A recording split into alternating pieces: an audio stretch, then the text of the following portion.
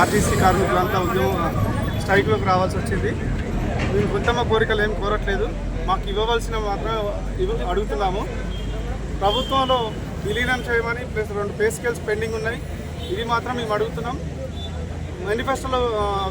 మేనిఫెస్టోలో పెట్టినవి మాత్రం మేము అడుగుతున్నాం.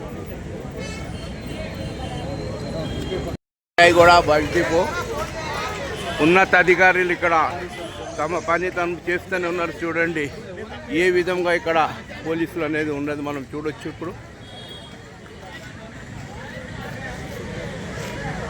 ఎటువంటి అంచనా సంఘటన జరగకుండా ముందు జాగ్రత్తగా పోలీస్ బలగం ఇక్కడ మనం చూసేది.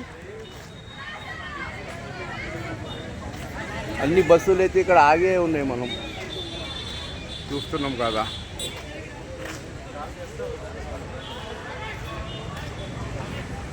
ఖాళీ ఉన్నది ఇక్కడ చూడండి. ఎక్కడ బోర్డులు అక్కడే మనం చూసేది.